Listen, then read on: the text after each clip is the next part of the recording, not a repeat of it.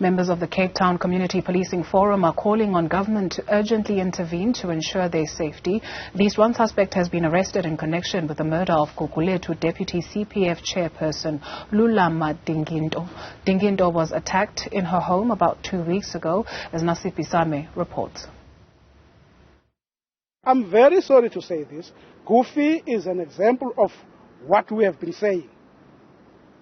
May her soul rest in peace, but we warned the system that something of this nature will happen in the near future. The system is failing us as CPF members. We have been calling for protection for a long time.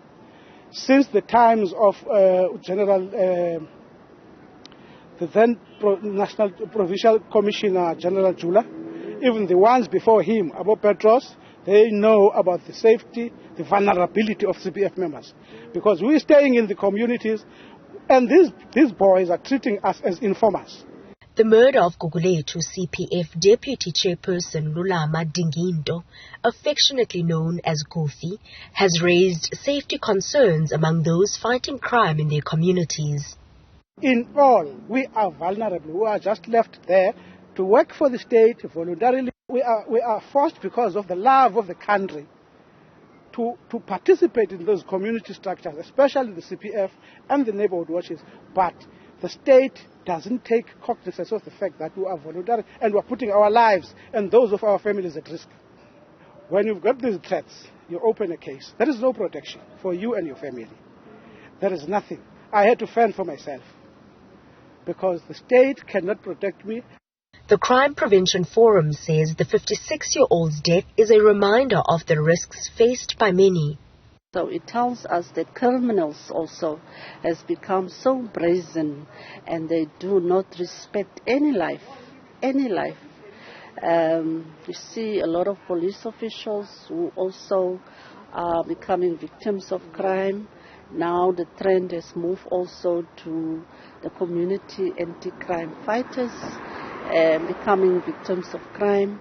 And it also tells us these criminals, they are not hesitating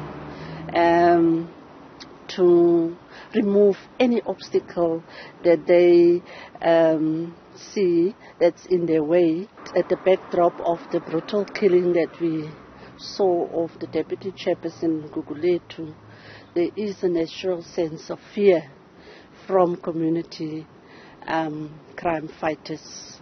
But what we are saying is that it's so important that we do not become despondent, that we do not lose hope, that we continue the legacy of Goofy, the gallant and very brave crime fighter who stood on principle. Samora Michelle, CPF's Bongani Maqungwana, has also faced threats. 2020, I received a text telling me that I must move away from Samora Machel or else face death. So I reported the matter to the station, to the police management, who then advised me to open a case, which I did. But to my shock, up till today, the last detective I spoke to was the one from Samora Machel, who came to me a day, just 24 hours after I've opened the case, and took a statement.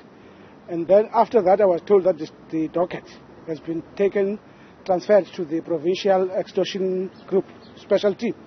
Up till today, I don't know who is the investigator of that particular case. CPF members believe that more could have been done to prevent Dinginto's death. And that we have and demand from the state the kind of protection that we need. Comrade Goofy was failed because she indicated that her life was threatened. The Thursday before death, she had informed all the structures that there's been death threats. So she was fully aware of the situation she found herself in. But she was failed. She was failed in that